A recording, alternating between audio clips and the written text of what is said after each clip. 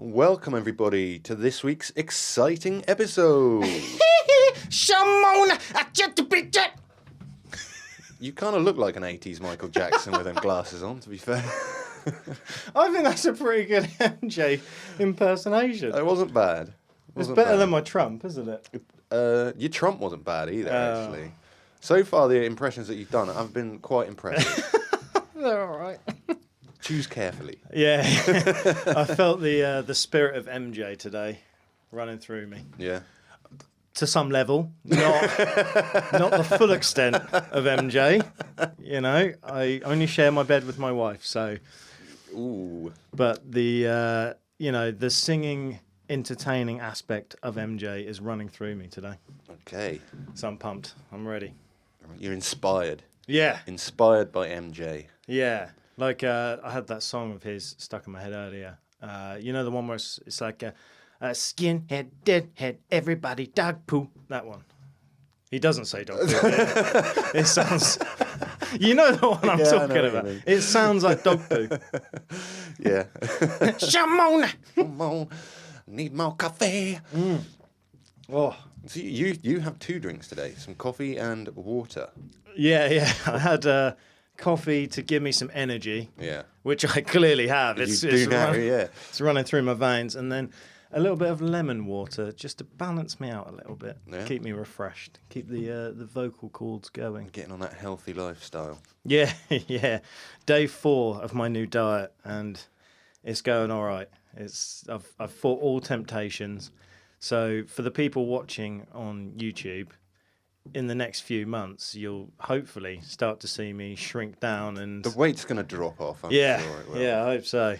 Speaking of the YouTube side of things, I kind of got to apologise for the quality of the video last week. We had an epic camera fail. This little GoPro 2 weeks ago, unfortunately, one of my GoPro Hero 8s, it come up with a red light of death. And I had to use a couple of substitute cameras, or I tried a couple of substitute cameras. They didn't really work, so I've bought 2 brand new face cams. This is the first time that we're trying them out. Nice. So here's hoping. Fingers crossed we get some good video quality back. Because, it really annoyed me. Last week's episode, I spent hours and hours and hours and hours editing it, and it didn't come out right. I had to re-render it several times, and in the end, I just kind of gave up and went, oh, that's going to have to do. Yeah, so I know it's not perfect. I do apologise. But you did say you'd done everything you could to try and make it better. Yeah, but unfortunately, what I had to do was spend money. Yes. Yeah. I should probably reimburse you for some of that, to be fair. Well, they're not cheap. You're not getting your hands on my cameras. Keep your grubby little mitts off. Yes. Anyway, what are we talking about today, Josh? Well, my friend, today... Oh, I shouldn't say today. The last couple of weeks, I've been really getting into cults. You what, as in joined one? No, that would be illegal in some countries. No, I just... So just getting interested in them then? Not getting into a cult? Yeah, no, sorry. Probably phrased that a bit wrong, didn't I? Yeah. No, I find the whole idea of cults very interesting. Yeah. And what actually got me first kind of... Obviously, we know that there's cults and they have existed. There's the famous ones like the Manson family and stuff. But it was actually one that was kind of more recent where... I've forgotten her name, which isn't a great start, but do you remember there was that old show like Supergirl or Superwoman or something? There was an actress in that has been sent to prison for being involved in a sex cult where they were like branding people, and it was a big terrible thing. It made the news and it went to court and stuff. Was it some weird kind of S&M cult or something? Was it? I'm not too sure. I think it was more about I don't know, like orgies and things, and like weird kind of like trafficking and that kind of thing. But it just kind of piqued my interest where I was like, how can that exist in like today's culture? It seems, and the stuff that was going on with it is nuts. So we might even cover it one day, who knows? So but it got me into the idea of doing a cult episode today. Okay. So I'm gonna go back to the book where we done Rendlesham Forest, but this is a different book. So I will just say same author. Yeah, Leo Moynihan and Sam Pilger. Alright. And I've actually found this book on cults a lot better than the paranormal one. Oh, right. Because as we said, the paranormal book, it was kind of written in a way of like they didn't really believe it themselves. yeah.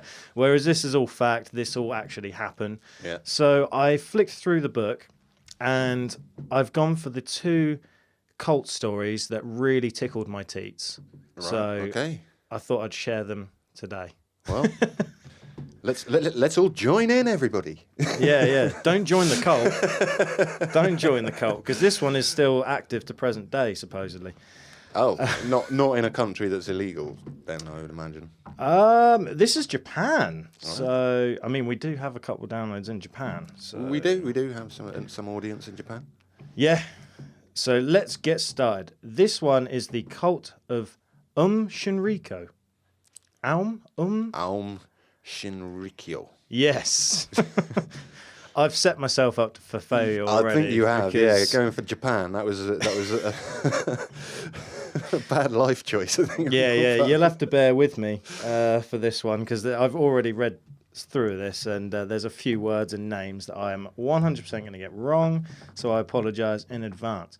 So let me take you to Japan. This started off the actual cult started off in 1987, and the cult leader, is Shoko Asahara. Oh, Shoko Asahara. Yeah. Yes, which is a very Japanese name. It is, yeah. It could be Soko, but I'm going to say Shoko because there's an H in there. So, on a spring morning in 1995, hundreds of people set off on the Tokyo subway, just like the start of any other day. What happened next sent shockwaves around the world. 5 cars on 3 subway lines had been infiltrated with the liquid nerve agent sarin, killing 13 people and affecting thousands. The worst domestic terrorist attack ever carried out on Japanese soil. Who would perpetrate such an awful crime, and why? Suspicion soon fell on a seemingly obscure religious group. Its name was Aum Shinrikyo. I think I'm saying that right. Shinrikyo. Yeah. So, just a little backstory on the cult leader. So, he was born partially blind, and he attended a specialist school. Because I'm not going to read the whole paragraph, because I don't want to go into the whole background. We're not doing book dives at the moment. No. So, he was suffering with congenital glaucoma, and Asahara was partially blind and attended a specialist school. He was reportedly a very bad student with bullying classmates, stealing money, but he graduated in 1977, and he actually decided to try and turn his life around and go down the acupuncture and traditional Chinese medicine route. Okay. So that's just a little backstory going into what's about to kick off. Because obviously he's got like a little small background of Chinese medicine. Even though he's Japanese? Yeah. I don't know if I've never heard of Japanese medicine, so I'm guessing Chinese medicine is known around Asia. I guess so. Maybe we should just call it Asian medicine. Asian medicine. So having moved to Tokyo, he began to study astrology. But in 1982, Asahara had his first notable run-in with the police when he was caught and fined for violating drug laws and practicing pharmacy without a license. Oh, yeah. You can't do that. Big crime there. Yeah. It was around this time that Asahara turned to religion. His first beliefs stemmed from Agon Shu, a Japanese Buddhist section that brought 3 modes of the religion together, which is Northern Buddhism, Southern Buddhism, and Vajrayana. Can't help you with that one. No. I'm just going with what I think it says. From his small 1-bedroom apartment in the city, Asahara began conducting yoga sessions, and in time, he claimed to have attained nirvana, having released images of himself seemingly levitating. Ah, I know who you're talking about now. Yeah, okay. So he began to procure followers who would attend his talks on his own acquisition of psychic powers. By 1987, Asahara had called his growing group Aum Shinrikyo. It means supreme truth. Right, okay. So taking elements from Buddhism, Hinduism, and Christianity, Asahara saw his number of members swell to 1,300 people, which is quite impressive. Respectable, yeah. with growing interest as well. So he began to preach regularly, claiming to be Buddha, a reincarnation of Shiva, the Hindu god of destroying evil, and the Christ Messiah, messenger of God. Right. Already you can kind of tell this guy's kind of lost the plot. Yeah. And all whilst being partially blind as well. Yeah. Yeah, with glaucoma. Yeah, that's Yeah. it's quite a resume. So his aim, he told his members of his cult, was to build the mythical state of Shambhala, a utopian kingdom. Right. He wrote books on the subject. Hang on. How does he write books when he's blind? What? Because surely it would have to be in Braille, or someone would have to do it for him. John, most blind people aren't like 100% blind. You know, they don't just see black. It means that they have blurry vision or tunnel vision or something like that, or they might have blind spots so they can only see around the edges. And it doesn't stop you being able to learn to read and write. No, but I would think that that would be a massive challenge for someone. If He's got followers. You could get them to do the writing down. All he's got to do is dictate, doesn't it? Yeah, true. Yeah, my skeptical hippo eyes just came out for a second. I think they did.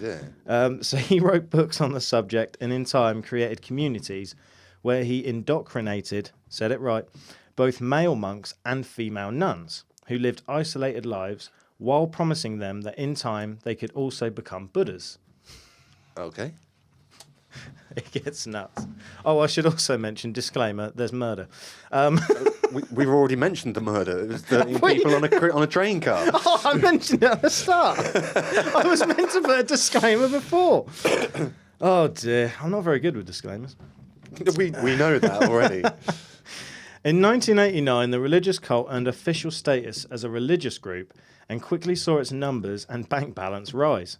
Popular with students and elite universities who were drawn to the group and its leaders' promise of enlightenment, less pressurized lives, the group's membership grew from 4,000 in 1988 to 10,000 in 1992 and then peaked at a reported 60,000 worldwide by 1995. That's impressive. That is very impressive, isn't it? Particularly in the age before the internet. Yes. Yeah. I keep banging the table, sorry. It's like every week. Yeah, see, if it's not the microphone, it's the table. While the group and Asahara urged followers to reject materialism, large financial donations were made, and former members have spoken about strange financial gains made by Shinrikyo, including the sale of locks of Shinhara's hair and his bathwater. Oh, really? Yeah. That is nuts, isn't Some it? people buy anything, wouldn't they? Yeah, there was that woman that was selling her bathwater and making like hundreds of thousands, like some model or whatever. It's nuts to me. Someone on eBay sold Harry Styles' fart in a jar, didn't they? I'd want certificate proof that it was Harry Styles' fart. Because imagine if you're like, that's definitely not Harry. You just waste... I imagine his farts smell like maybe watermelon sugar. I don't know. Maybe something nice. I think he's got a nice, clean naught. So one former member... I'm on one today. I've had too much coffee. One former member admitted to spending almost 10,000 yen, I guess. Yen. No, it must be dollars. It says dollars, but it's in Japan. So. Well, yeah, it would probably... The currency probably would have been yen, but the equivalent of $10,000, yeah. Okay. Which would have been like a million, billion yen. Or whatever. Yeah. Sort that out, Japan. That is ridiculous. I remember watching Squid Game, and the guy was like, "Oh, have you got 10,000 for the bus?" And I'm like, 10,000? Yeah, but it's like a fiver. Yeah. I seriously sort that out. It's ridiculous. So he spent almost $10,000 on a vial of the leader's blood, which he drank as part of an initiation. The group published books and magazines and used Japanese animation and large advertisement campaigns to articulate their message. They claim to offer members cures for physical ailments and tips for a healthier lifestyle and for improving intelligence and positivity. And there's a little picture there. Should I hold it up? There's a little picture. You can hold it up. I've knocked the mic. There's a little picture there where they're all wearing masks of the leader's face. Oh, that's kind of a bit like Money Heist. Yeah. Those masks, isn't it? Yeah. While moving away from traditional, seemingly old-fashioned modes of religion, Shinrikyo became one of Japan's fastest-growing religious entities. In time, however, rumors of a murkier nature began to materialize. Talk of heavy drug use, shock therapy, and the extortion of donations became louder, and allegations of violence and even murder became rife amongst the group. One member who wanted to leave suddenly disappeared, and it was said that he had been killed by the group's hierarchy. Oh. In 1989, anti-cult lawyer Tatsumi Sakamoto had started a class action lawsuit against Aum Shinrikyo, which he hoped would see them go bankrupt. In November of that year, the lawyer, his wife, and their infant son went missing from their home near Tokyo. Police could not find the bodies, and while Sakamoto's colleagues publicly aired their suspicions of the group, no legal action was taken. Shady. Yeah. I mean, that's at this point, he's got, 60,000 members worldwide. So that's a lot of people. So this is, disclaimer, the mass murder part of it. By the early 1990s, the cult and its leader had become increasingly aggressive, their message more and more deadly. Convinced that the world was soon to end, Asahara took from the Christian Bible, preaching that Armageddon was coming and that only members of his group would survive an impending World War III. Ooh. I mean, World War III has been mentioned for years now. It still ain't happened yet. No. The group's numbers had grown internationally, but when Asahara and 23 of his group tried but failed to gain political traction in elections in 1990, they blamed the Freemasons and the Jews for their failure and began to turn their focus from being a religious entity to a militarized one. Is that right? Yeah, militarized, yeah. Why is, out of all the Japanese words, fine. Sakamoto nailed it. An English word. Struggled. Yeah. Asahara started to focus on the impending war with the USA. The group built strongholds in the Japanese countryside that included small factories in which scientists... the impending World War III that still didn't happen. Yeah. Yeah, They were planning for it. Sounds like they wanted to start it, to be fair. Pretty much, yeah. They actually acquired 300 scientists, it says here. Acquired. Right. Yeah. Or recruited, sorry, not acquired, recruited 300 scientists. They began to create a chemical stockpile. In 1992, a medical mission was sent to Zaire in Africa. Zaire, yeah. God damn it. Why did I pick this? In Africa, under the ruse that it was helping to combat the Ebola outbreak. But in reality, those scientists were there to obtain and harbour the disease. They were unsuccessful, but in 1993, the group began to secretly manufacture the nerve agent sarin. Asahara ordered that it should be tested at a sheep farm in Western Australia, where it killed 29 animals. It was now time for them to use it. Ooh, weapons of mass destruction. Yeah. Well, sort of. I mean, poison gas. Weapons of mass sheep destruction. 29 animals. So... Shinrikyo. That's getting so annoying to say. Shinrikyo. It keeps popping up. I'm just going to call the cult Shinrikyo, or the cult. The cult's aim was to overturn the government and assassinate figures who were against them. In June 1994, a chemical attack on the city of Matsumoto, near the home of the three opposing judges, killed 8 people. The police had no evidence to charge Asahara or any of the cult members. But at the start of 1995, 3 murders of members who were thought to be spies or opposed to the hierarchy put Asahara under suspicion. Having been tipped off that the police were planning raids on his premises, Asahara hoped to divert their attention and order the attack on the Tokyo subway. On the morning of March 20th, 1995, 13 people were killed, 54 were seriously injured, and a reported 6,000 members of the public were affected when bags of sarin on 5 different trains leaked their poison. An outraged nation demanded justice. The hunt was on for Asahara. I keep saying Asahara and Asahara. Asahara and his cult. I promise you, the next story is going to be so much easier. Now on the run, the You're group... struggling with English already. I know, man. Oh, too much coffee. I just don't know what's going on. On the run, the group continued its murderous campaign, unsuccessfully attempting to release hydrogen cyanide in several train stations.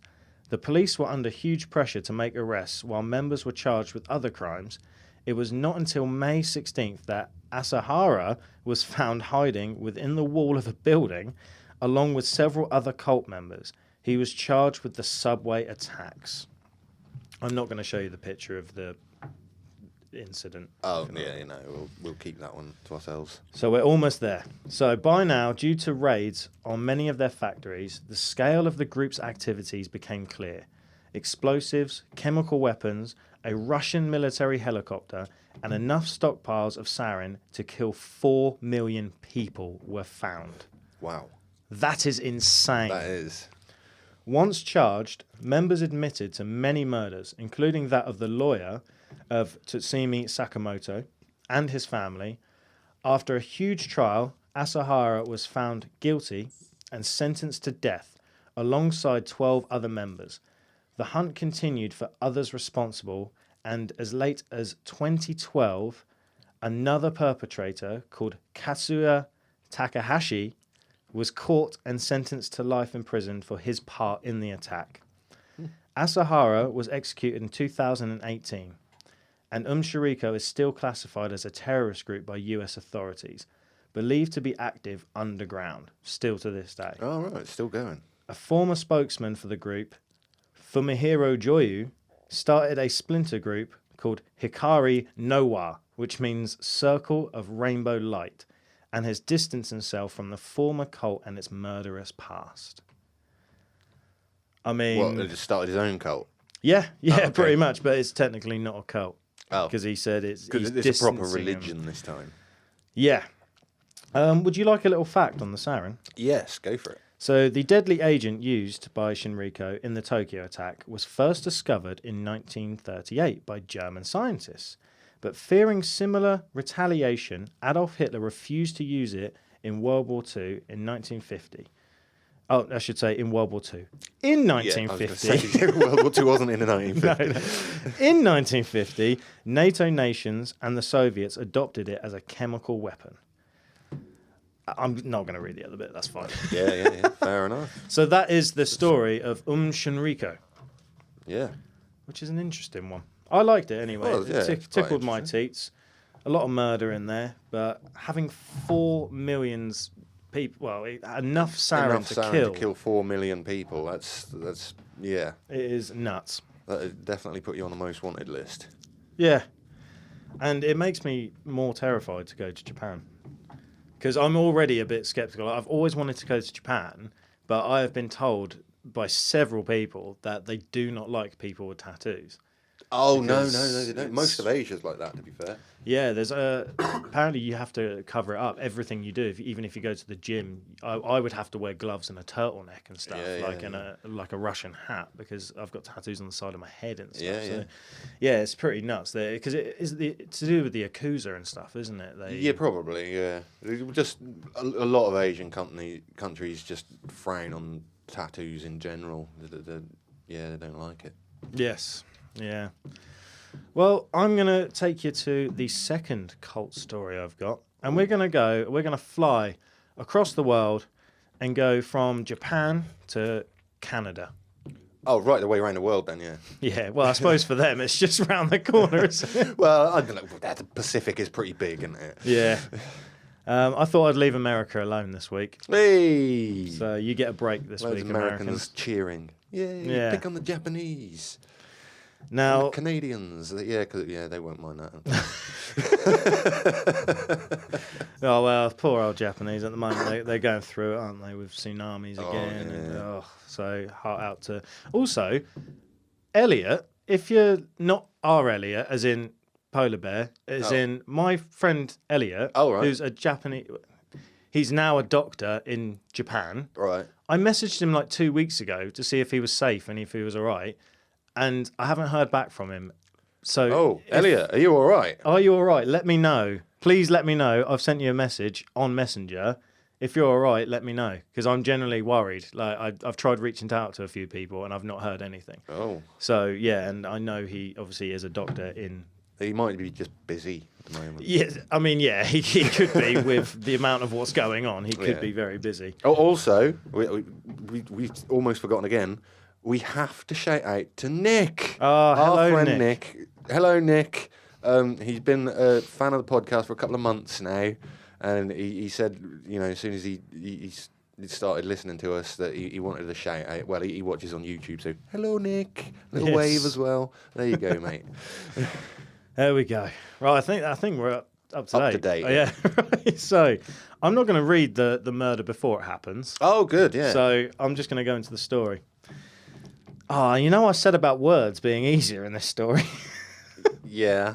It's Canada. Well, but it's all French now, isn't mate, it? it's Quebec, Canada. So yeah, Quebec, yeah. There's some French names in here now. God damn it. Right. So until French kids. So Roch Theriault was born. I don't think it's Theriault, but It's probably just Theriault. Yeah, it probably is. Roch, yeah, we'll just call him Theriault just in case. I'm not sure. So Roch Theriault was born in May 1947 in Saguenay, Quebec, to French-Canadian parents. He dropped out of school in the 7th grade at 13 years old and never managed to hold down a job for long. He read the Old Testament of the Bible, developed a doomsday obsession, and began to believe the world would soon end. Common theme. Yeah, it does seem to be a common with theme, cults here, isn't it? Yeah, and we'll just drink this potion, kill ourselves before it happens, and ascend. And interesting how the other cult that I mentioned, they went from being Buddhists to more extreme. Yeah. And then it says he had a religious background there, a testament of the old Bible. Yeah. And now he's obsessed with the world ending. Connecting. I'm not a detective, but I think we've connected some dots there. Yeah. Funny, because the world ending isn't even in the Old Testament. Is it not? No. How strange. It's Revelations as part of the New Testament, I believe. So. Have some of that. Debunked! Dropping religious knowledge. What's up? So he developed a doomsday obsession and began to believe the world was going to end. He later became a member of the Seventh-day Adventist Church. I think I said that right. Adventist, yeah. By 1977, Theriault was living... That's definitely not Theriault, but I'm running with it now. Theriault was living in Santa Marie, Quebec, and had come to believe he was a prophet and the people's saviour. Despite his later crimes, his followers spoke about his overwhelming charisma and powerful motivational speaking, which he used to convince a small group of 9 women, 4 men, and 4 children to establish a commune with him in Woodland just outside the city. He told the group they could live a life free of sin and worry, enjoy true equality and happiness, and prepare for the moment in February 1979 when he had been told by God that the world would end.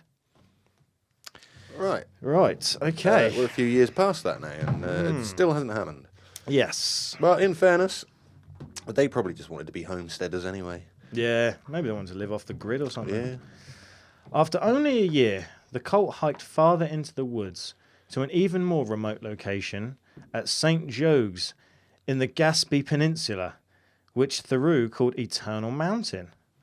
There his followers built some cabins, and as they worked, while he watched and refused to help, great leader there. He said they leading by example. Yeah. He said they looked like worker ants on a hill and named them the Ant Hill Kids. Oh yeah, I probably should have mentioned that at the start. We're doing the Ant Hill Kids. I did say the Ant Hill French Kids. Or something oh, like you did? That, okay. Just before you started, yeah. Because I weren't sure if you'd said it or not. Well, they are now officially known as the Ant Hill Kids. Fair enough. When the world did not end in February 1979 as predicted, Theriault told his followers it would still happen. Oh, that's a running theme as well, yeah, isn't it? yeah. 2012. And what they needed to do now was expand their group.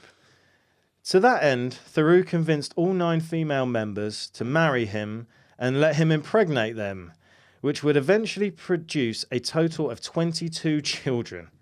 As the commune grew in size, Theriault began to assert more control over it. It's a good job they're off grid. He'd never afford to bring up 22 kids. No, not in this economy. The self-proclaimed prophet forbade his followers to have any contact with friends and family on the outside, as it would dilute their relationship with him and with God. He then said they could only talk to one another with his permission. Oh my good grief. The women were all made to wear matching tunics. Yeah. Do you want to remind me what a tunic is? Well, just clothes. Just a simple like simple clothes, like something you just throw over your head. And I was kind of thinking of the Julius Caesar, like robes kind of thing. Or is that similar? Similar, yeah. The tunic would be the thing that you wear underneath the robes. If you know what I mean? Oh, okay. It is like literally just basic. like a t-shirt, sort of, but longer, one piece, garment. Because I thought of turmeric then instead of tunic, which is very different. Very, very different. Yeah. So, torture camp. Oh, they set up a torture camp. Yeah. So over time. What, for the kids or? Well, let's get into it, my friend. So over time, Theriault began to reveal an even darker and more psychotic side to his nature. Exacerbated by his heavy drinking, he used torture. Hang on, why is he allowed to drink and be lazy, and he's still managing to convince all of these women and people to do all this stuff for him? Because he's the leader. This is nuts that people fall for this kind of crap. Oh dear. Right, so weak-minded people. Yeah. They must be. They must be the weakest of evil. This is insane to me. He used torture and violence to govern the commune and purify his followers. So he's violent towards them as well. Yeah. And they stick around. For any perceived transgression, he would beat his followers with a belt and a hammer, or the blunt side of an axe. Kind. Nice. Yeah. And if a follower suggested they might want to leave, he would hang them from the ceiling and perform agonizing and degrading forms of torture on them.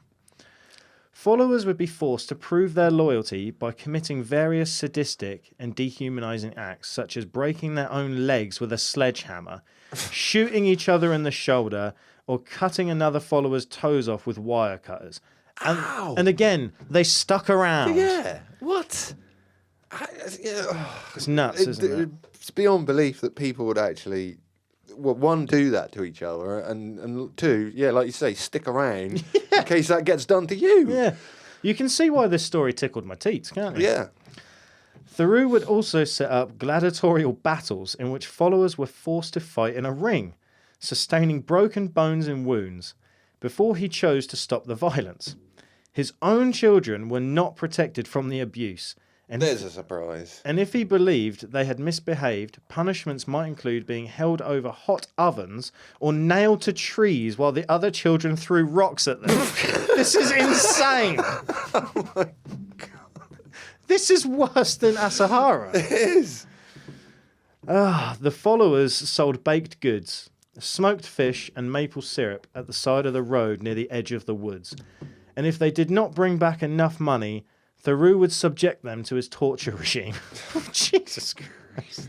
This guy is clearly insane. Yeah. Because like one of the biggest cult leaders that I can think of on the top of my head, obviously Charles Manson, but another one is Jim Jones, who set up Jonestown and did the big mass suicide. Yeah, the Kool-Aid guy. Yeah. Even he wasn't this crazy. Mm-hmm. Yeah, I know, it's absolutely insane. Reading it again, I'm like, oh yeah, I forgot that happened. This is nuts. So if they didn't make enough money, they would be tortured. Fair enough. The abuse became so unrelenting that one of his wives left a 2-month-old baby outside in a blizzard to freeze to death in the sub-zero temperatures to escape the horrific life he would endure growing up at the commune. That is insane as well. Yeah, I suppose it's not a nice way to do it, but I suppose it's a kindness to the kid, really. So the children are saved in 1984. The group that now had numbered around 40 followers, with 20 adults and 20 children, moved to a new site in the woods of Burnt River, a hamlet in Ontario, just over 100 miles north of Toronto. They attracted some attention, and soon the police and several agencies, including a representative from the Ministry of Community and Social Services, went to the commune to investigate. There is a picture of one of the torture device things, but I won't show it.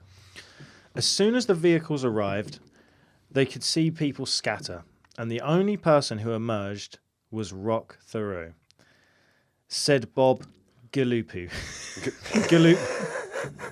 I don't think that's his name. Bob. Yeah, Bob. Bob police officer or something? From the local Children's Aid Society. Oh, okay. Yeah, Bob. Good old Bob. Yeah, he also said they seemed healthy enough. We didn't have any immediate concerns. They need a reason to take those kids away. You can't just go in with a gut feeling. It says his last name again, but I'm just going to say Bob. But Bob also... I don't even know what his last name is. I'm reading that as Galapoo, but... I don't know, it's French. Bob. Carry on with Bob. Bob also admitted his gut feeling was that something was not right about the commune. And though Theriault had been cautiously polite, he felt he was hiding something, and the agencies began to investigate the cult's past and keep a closer watch on the activities of the group. A year later, a whole year it took them. A year later, they had received a number of other reports that the children were at risk and returned to remove a total of 17 youngsters. The mothers were given the chance to leave with their children, an opportunity most didn't take. Really? Said Bob. Most of them decided not to because they were scared of him. So even with authorities there, they are scared of him. They were scared he would haunt their dreams and come after them and kill them because they were that brainwashed. Basically, he tortured everybody to get control over them. Yeah. Yeah. Yeah, it's all control techniques, really, isn't it? So, incredibly, Theriault faced no further action. The children's removal did nothing to temper his violent behaviour. He became even more extreme and deluded, believing now he had magical healing powers and could perform intricate medical surgeries. After Theriault sadistically killed one of his wives, Solange Ballard, in July 1989, Gabrielle Lavelli attempted to escape. Oh dear, bet that didn't go very well. She had previously complained of toothache, only for Theriault to remove 8 of her teeth with pliers. Oh, nice. Among other forms of mutilation she had suffered at his hands, but Lavelli was quickly caught by Theriault, who took her back to the commune, removed one of her fingers and amputated her arm. The following month, on August 16th, Lavelli made another attempt to escape, and this time was successful, hitchhiking her way to a hospital near Toronto. The truth was now finally... I suppose you only need one thumb for that. Yeah. Good job we didn't amputate both arms. She'd be stuffed. Never getting a lift now. Yeah. Oh, it's just a woman at the side of the road. Good day to you. Canadians are friendly as well, so she would have got nowhere. The following month, on August 16th, Lavelli made another... No, I've read that. Hitchhiking away to near Toronto. The truth was now... Escaped now, isn't she? Yeah. So the truth was now finally revealed about the horrors occurring at the Anthill Kids commune. Theriault was found guilty of 3 counts of assault and 1 of unlawfully causing bodily harm for his attack on Laville, and sentenced to 12 years in prison. In 1993, he was also found guilty of the murder of Bollard and had his sentence upgraded to life in prison. The cult faded away, but not before Theriault had fathered 4 more children with his followers on conjugal visits in prison. Really? Oh, you're joking. And there is a happy ending to this. He definitely had a lot of happy endings. Yes, yeah, he did. But this justice was served. Death sentence? Well, on February 26th, 2011, 63-year-old Theriault was murdered in his cell at Dorchester Penitentiary by his cellmate, Matthew MacDonald. Go Matt. That's also a singer, I'm sure. No, I'm thinking of Michael McDonald. Michael McDonald, yeah. That was the song I showed you the other that's day. Right. Yeah. Matthew MacDonald, who stabbed him in the neck before telling a guard, "Oh, you're gonna have to get your beeps out because I've got a quote here." Oh, okay then, yeah. That Pete. Do you want me to censor it? I will. No, you say it. That piece of sugar is down on the range. Here's the knife. I've sliced him up good. MacDonald, who was already serving a sentence for murder, pleaded guilty to second-degree murder of Theriault and was sentenced to life in prison again. I guess he knew he wasn't getting out anyway, so...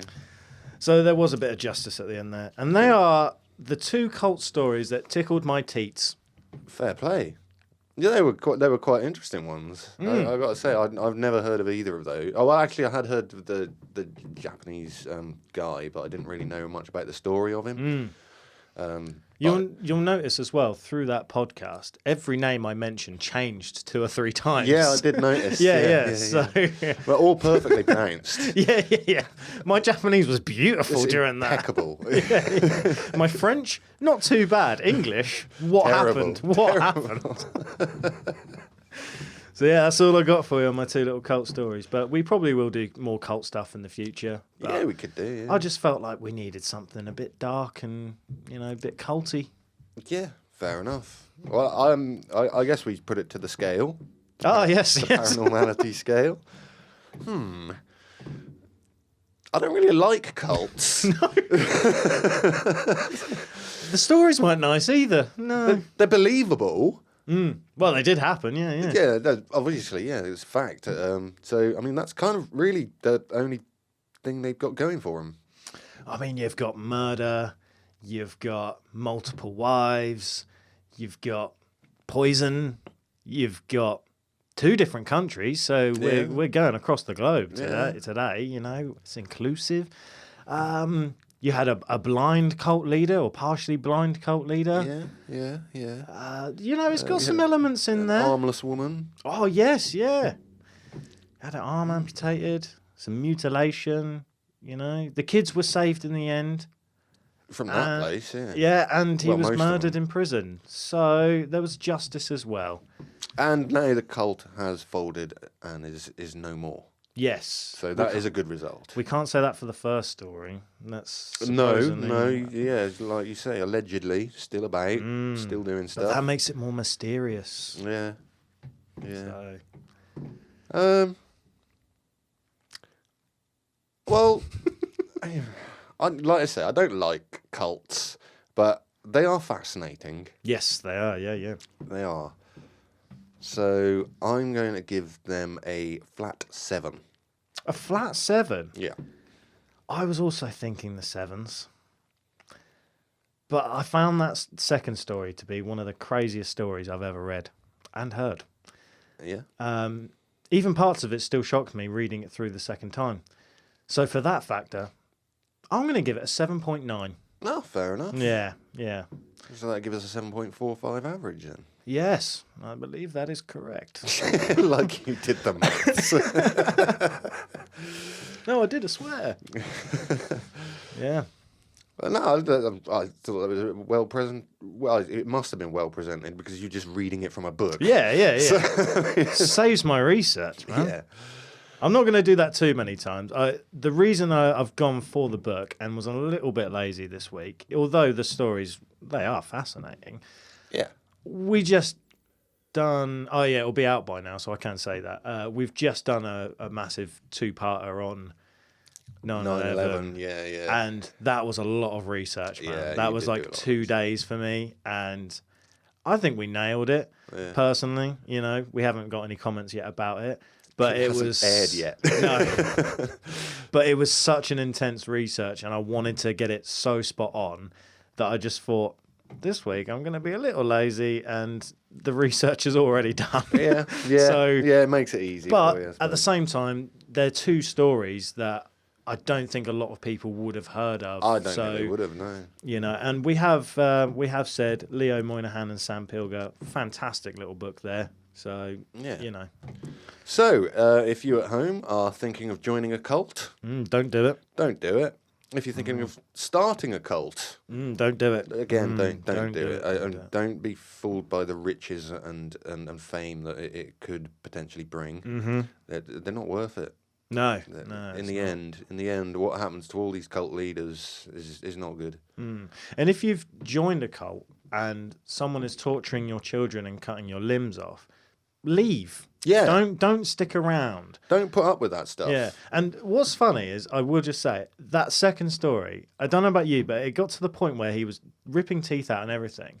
And I can't believe it took for her arm to get amputated before that was the straw that broke the camel's back. Like everything else, oh yeah, that's all right. Torture the children, pull my teeth out. Oh, he's cut my arm off. That's too far. I'm leaving. Ridiculous. Anyway, yes, tune in next week. Yes, please do tune in. And call to action. Yes. We decided that rather than overloading you guys with calls to action, join our Discord, doing this, do that, we're just going to do one. Yeah. So, in fact, I'll do two. But this is you're going to like this. This is clever, right? Okay, so everybody, audio podcast, YouTube, everyone, come and join our Discord. That's all you got to do. Yeah. And for the people on YouTube, watch the video that's just about to pop up now. Oh. Until next week, I've been Pirate. I'm Josh. This has been Paranormality UK. Ta-ta. Ta-ta!